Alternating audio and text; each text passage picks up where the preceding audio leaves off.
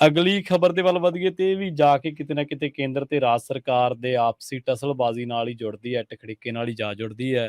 ਸ਼ਰਮਾ ਜੀ, ਰਾਜਪਾਲ ਦੇ ਖੰਭ ਕੁਤਰਨੇ ਕਹਿੰਦੇ ਆਸਾਨ ਨਹੀਂ ਮਾਨ ਸਰਕਾਰ ਦੇ ਲਈ।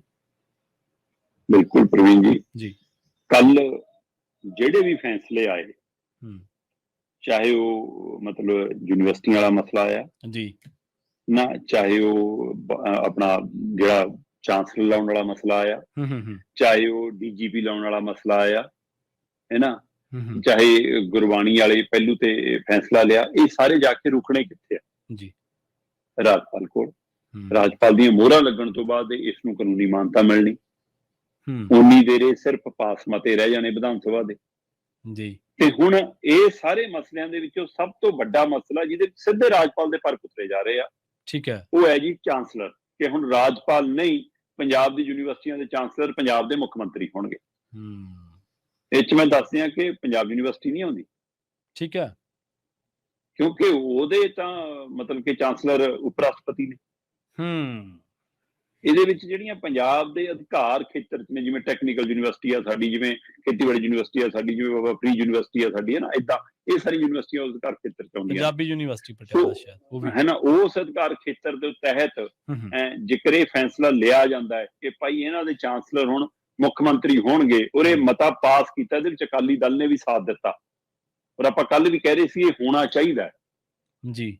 ਪਰ ਇਸ ਲਈ ਇਸ ਮਸਲੇ ਤੇ ਪਰਖ ਉਤਰਨੇ ਇਸ ਲਈ ਆਸਾਨ ਨਹੀਂ ਗਏ ਕਿ ਜਿਹੜੇ ਸੂਬਿਆਂ ਨੇ ਪਹਿਲਕਦਮੀ ਕੀਤੀ, ਜਿਹਦਾ ਹਵਾਲਾ ਦਿੱਤਾ ਗਿਆ ਕਿ ਜੀ ਮਹਾਰਾਸ਼ਟਰ ਨੇ ਕਰ ਲਿਆ, ਤਾਮਿਲਨਾਡੂ ਨੇ ਕਰ ਲਿਆ ਜੀ, ਕੇਰਲਾ ਨੇ ਕਰ ਲਿਆ ਜੀ, ਪੱਛਮੀ ਬੰਗਾਲ ਨੇ ਕਰ ਲਿਆ ਜੀ, ਪਰ ਲਾਗੂ ਕਿੱਥੇ ਹੋਇਆ?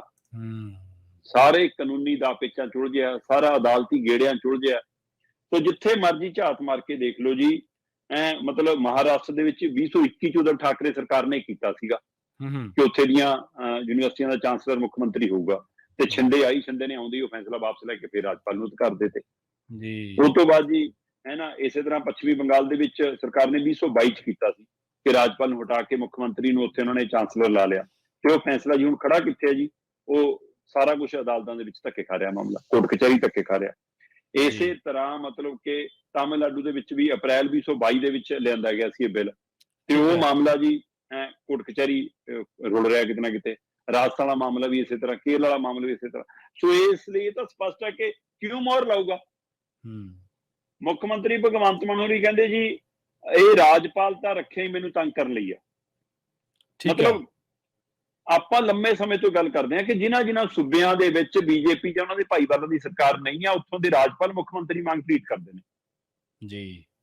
ਪਰ ਜਿਹੜੇ ਚੁਣੇ ਹੋਏ ਮੁੱਖ ਮੰਤਰੀ ਨੇ ਉਹ ਵਿਧਾਨ ਸਭਾ 'ਚ ਖੜ ਕੇ ਸੰਵਿਧਾਨਕ ਭਾਸ਼ਾ ਤਾਂ ਬੋਲਣ ਘੱਟੋ ਘੱਟ, ਉਹਨਾਂ ਦਾ ਲਹਿਜਾ ਤਾਂ ਉਹ ਹੋਣਾ ਚਾਹੀਦਾ। ਤੰਜ ਤੁਹਾਡਾ ਵੱਡਾ ਹੋਵੇ, ਸ਼ਬਦਾਂ 'ਚ ਵਜਨ ਭਾਰੀ ਹੋਵੇ, ਪਰ ਉਸ ਨੂੰ ਬੋਲਣ ਲੱਗੇ ਥੋੜੀ ਮਰਿਆਦਾ ਦੀ ਜ਼ਰੂਰ ਲੋੜ ਹੈ। ਜਿਹੋ ਜਿਹਾ ਕੱਲ ਆ ਜੀ ਮੈਨੂੰ ਲਵ ਲੈਟਰ ਲਿਖਦਾ ਜੀ, ਦੇਖ ਲਓ ਆ ਰਾਜਪਾਲ, ਆ ਲਓ ਜੀ ਮੈਂ ਲੈ ਕੇ ਆਇਆ ਉਹਦੇ ਲਵ ਲੈਟਰ, ਹੈ ਜਵਾਬ ਨਹੀਂ ਦਿੰਦਾ, ਕਹਿੰਦੇ ਲਿਖੀ ਜਾਓ, ਤੁਹਾਡਾ ਕੰਮ ਕੀ, ਤੁਸੀਂ ਤਾਂ ਵਿਹਲੇ ਬੈਠੇ ਹੋ, ਕਹਿੰਦੇ ਤੁਹਾਡਾ ਹੋਰ ਤੁਹਾਨੂੰ ਕਰਨ ਨੂੰ ਕੀ ਹੈ ਤੁਹਾਡੇ ਕੋਲ? ਹੈਲੀਕਾਪਟਰ ਵੀ ਮੇਰਾ ਲੈ ਕੇ ਜਾਂਦੇ ਹੋ, ਕਹਿੰਦੇ 30 ਦਿਨ ਉੱਡ ਜਾਂਦੇ ਨੇ, ਕਹਿੰਦਾ ਫਿਰੋਜ਼ਪੁਰ ਕੰਨੀ ਨੂੰ ਹੈਲੀਕਾਪਟਰ ਮੇਰਾ ਲੈ ਕੇ ਜਾਂਦੇ ਨੇ ਤੇ ਮੈਨੂੰ ਇਹ ਤੰਗ ਕਰੀ ਜਾਂਦੇ ਨੇ, ਕਹਿੰਦੇ ਜੀ ਹੁਣ ਹੈਲੀਕਾਪਟਰ ਵੀ ਮੇਰਾ ਹੋ ਗਿਆ। ਜਿਹੜੇ ਕਹਿੰਦੇ ਸੀ ਕਿ ਇਹ ਤਾਂ ਸਾਰਾ ਕੁਝ ਲੋਕਾਂ ਦਾ, ਅਸੀਂ ਤਾਂ ਆਮ ਲੋਕ ਆ ਜੀ, ਮਤਲਬ ਤੁਸੀਂ ਅਡਾਓ ਤਾਂ ਵੀ ਪੈਸਾ ਲੋਕਾਂ ਦਾ ਹੀ ਫੁਕਣਾ ਤੇਲ ਜਨਾਬ, ਕੇਜਰੀਵਾਲ ਨੂੰ ਝੂਟੇ ਦੋ ਤਾਂ ਵੀ ਪੈਸਾ ਪੰਜਾਬ ਦਾ ਹੀ ਫੁਕਣਾ ਹੈ। ਬਿਲਕੁਲ 43 ਲੱਖ ਰੁਪਇਆ ਕਿਰਾਇਆ ਲਾ ਕੇ ਗੁਜਰਾਤ 'ਚ ਹੁਣ ਪ੍ਰਚਾਰ ਕਰਨ ਜਾਓ, ਹਿਮਾਚਲ 'ਚ ਹੈਲੀਕਾਪਟਰ ਲੈ ਕੇ ਜਾਓ। ਹੁਣ ਕੇਂਦਰ ਦੇ ਵੱਲੋਂ ਲਿਆਂਦੇ ਗਏ ਆਰਡੀਨੈਂਸ ਦੇ ਖਿਲਾਫ ਤੁਸੀਂ ਕੇਜਰੀਵਾਲ ਦੇ ਲਈ ਸਮਰਥਨ ਜਤਾਉਣ ਦੇ ਲਈ ਜਹਾਜ਼ ਲੈ ਕੇ ਜਾਓ, ਪੰਜਾਬ ਦਾ ਹੀ ਪੈਸਾ ਫੁਕਦਾ ਹੈ, ਤੇ ਫਿਰ ਰਾਜਪਾਲ ਵੀ ਫੁਕ ਰਿਹਾ, ਉਹ ਵੀ ਪੰਜਾਬ ਦਾ ਹੀ ਹੈ। ਫਰਕ ਕਿਹਦੇ 'ਚ ਕੀ ਹੈ ਜੀ? ਸੋ ਪਰ ਇਹ ਸਾਰੇ ਪਹਿਲੂ ਦੇ ਉੱਤੇ ਇਹ ਜਿਹੜਾ ਯੂਨੀਵਰਸਿਟੀ ਵਾਲਾ ਮਸਲਾ ਹੈ, ਇਹਦੇ ਤੇ ਸਭ ਤੋਂ ਵੱਧ ਤਕਲੀਫ ਰਾਜਪਾਲ ਨੂੰ ਇਸ ਲਈ ਹੋਣੀ ਕਿਉਂਕਿ ਰਾਜਪਾਲ ਦੇ ਪਰ ਕੁਤਰੇ ਜਾਣੇ ਆ, ਠੀਕ ਹੈ, ਹੋਰ ਲਾਉਣਗੇ ਜੀ, ਉਹ ਕਿਉਂ ਪ੍ਰਵਾਨ ਦੇਣਗੇ? ਤੇ ਫਿਰ ਮਾਮਲਾ ਜਾਊਗਾ ਕਿੱਥੇ? ਅਦਾਲਤ 'ਚ। ਸੋ ਮਾਨ ਸਰਕਾਰ ਨੂੰ ਇਸ਼ਤਿਹਾਰ ਦੇਣ ਦਾ ਮੌਕਾ ਮਿਲ ਗਿਆ।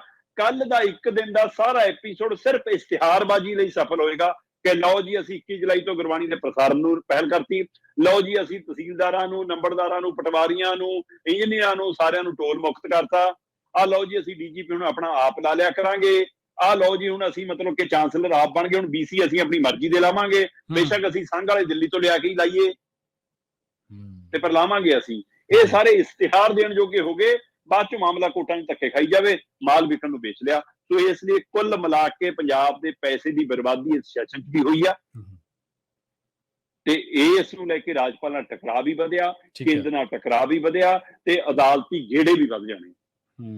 ਜੀ।